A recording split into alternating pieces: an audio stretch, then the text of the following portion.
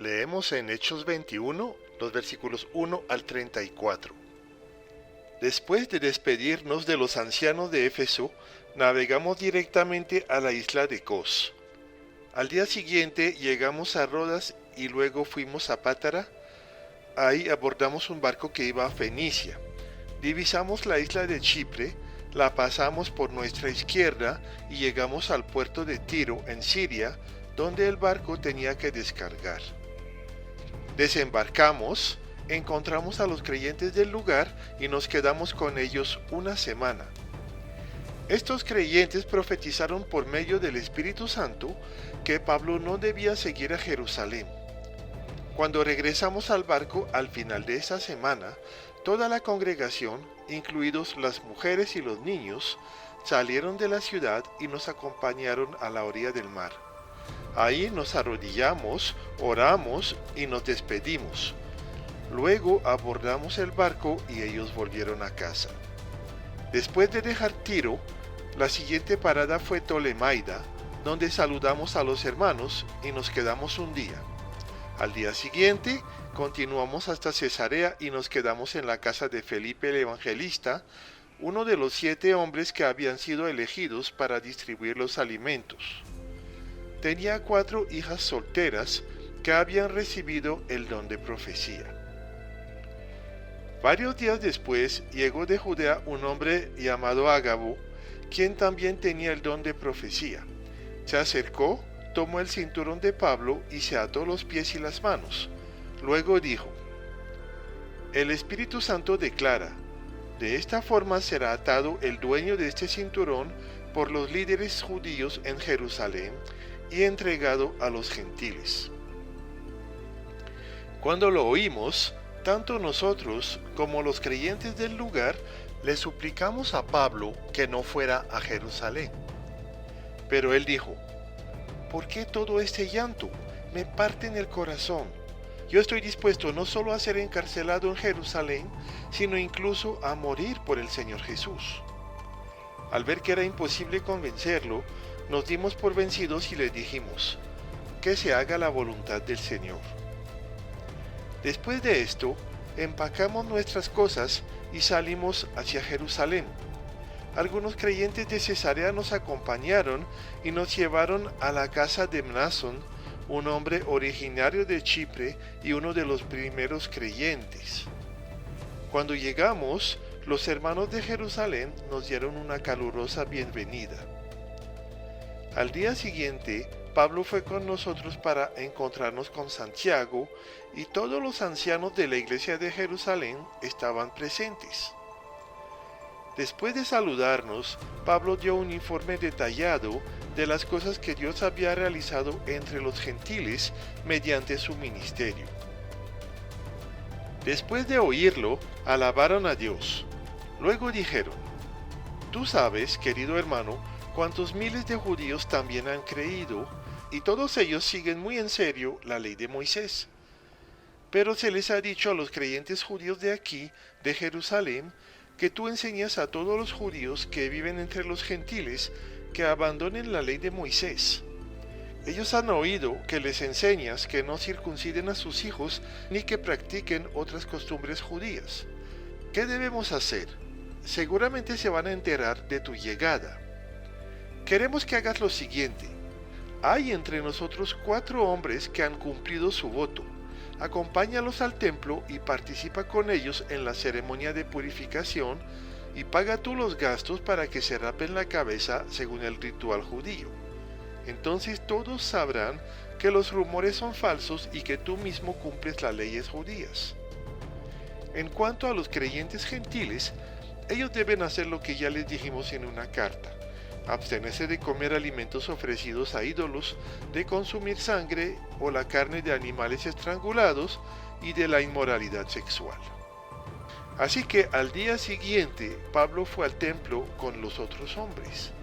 Ya comenzado el ritual de purificación, anunció públicamente la fecha en que se cumpliría el tiempo de los votos y se ofrecerían sacrificios por cada uno de los hombres.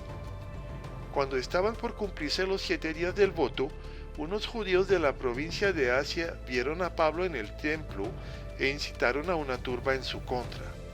Le agarraron mientras gritaban: «Hombres de Israel, ayúdennos. Este es el hombre que predica en contra de nuestro pueblo en todas partes y les dice a todos que desobedezcan las leyes judías. Habla en contra del templo y hasta profana este lugar santo llevando gentiles adentro».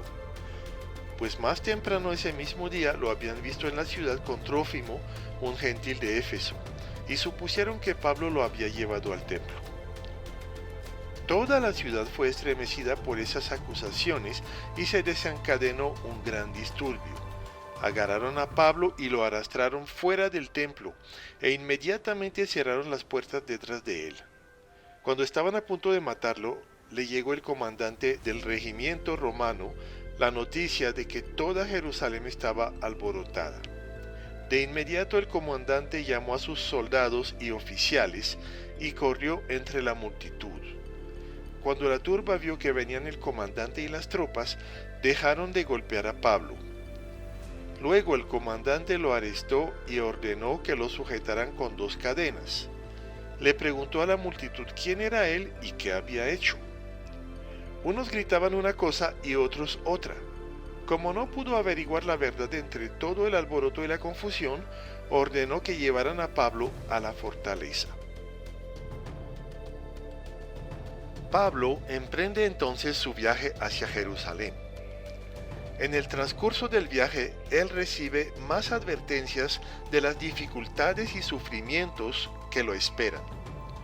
Pero Pablo se mantiene firme en su propósito. Esta actitud se puede entender de 3 maneras. Algunos dicen que Pablo fue terco y que desobedeció a la voz del Espíritu. Otros piensan que él se confundió y se equivocó en cuanto a la voluntad del Señor y que debió hacer caso a las palabras proféticas que recibió.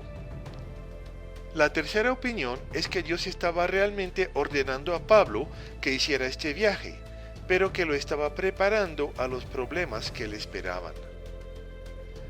Frente a esas 3 posibilidades, podemos decir varias cosas.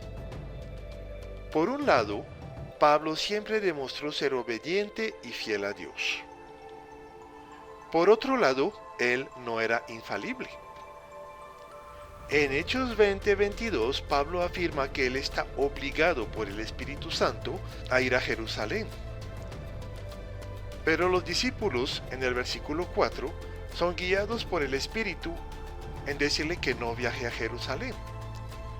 Es difícil entender si el Espíritu Santo les estaba diciendo que no vaya o le estaba preparando a Pablo a enfrentar la persecución.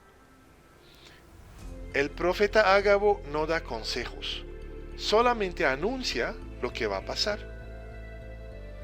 Los compañeros de Pablo quieren disuadirlo de seguir con el viaje, pero ¿entienden ellos la mente de Dios o solamente les guía su gran amor por el apóstol?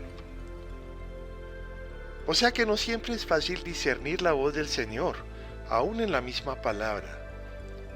Pablo estaba convencido de que tenía que seguir, y veremos cómo Dios lo respaldó en toda esta larga prueba. Pablo sabía que iría a Roma para compartir el Evangelio. Tal vez hubiera habido un camino más fácil, pero a cada paso de la ruta que él escogió, Dios se glorificó. Al llegar a Jerusalén, él se reportó con los ancianos de la iglesia local, los cuales se regocijaron al oír del avance del Evangelio entre los gentiles. Sin embargo, ellos estaban incómodos. Se evidencia que la iglesia de Jerusalén estaba muy apegada a la ley. Pablo, por su parte, nunca había prohibido que los judíos creyentes cumplan la ley, sino que él enseñaba que estas prácticas no tenían valor para la salvación y que no se debían imponer a los gentiles. Aparece evidente que Pablo no tenía buena fama entre esos creyentes. Los líderes lo querían, pero muchas otras personas desconfiaban de él. Se le pidió entonces que él demuestre su respeto por el sistema religioso, apadrinando los votos de algunas personas. En sí, eso no tenía nada de malo. Pablo mismo había hecho un voto similar en Cencrea. Pero de todas maneras, este asunto sabe a compromisión. Se le pide a Pablo que esconda el corazón de su mensaje, es decir, la salvación por sola gracia, sin las obras de la ley. Era un paso atrás y una forma de disimulación. Parece que Pablo no quiso pelear con esos líderes tan importantes. De todas formas, el asunto seguramente no le pareció tan importante, así que él cedió. Este intento de ganarse el favor de los cristianos judaizantes terminará siendo el pretexto usado por un grupo de judíos opuestos al Evangelio para armar un terrible alboroto y hacer que Pablo sea encarcelado. Disimular nuestras convicciones profundas no es sabio y nos puede llevar a traicionarlas. Es mejor atreverse a la transparencia, lo cual no quita que en algún momento podamos ser llevados a cambiar de idea o de opinión. En 1 Corintios 9, 19 y siguientes, Pablo explica cómo él se ha hecho todo a todos, lo que tal vez explica su actitud en este caso. De todas formas, los resultados no fueron buenos. Algunos judíos de la provincia de Asia, es decir, Asia Menor, de los que tanto se opusieron a Pablo en sus viajes misioneros, le acusaron falsamente de haber hecho entrar gentiles en el templo, lo cual era castigado de muerte. Las autoridades romanas intervinieron inmediatamente y le salvaron la vida a Pablo. No pudieron averiguar nada debido al tumulto, así que lo llevaron hacia la fortaleza. Comenzó entonces la cautividad de Pablo, la cual será el tema de los últimos capítulos de este libro de los Hechos.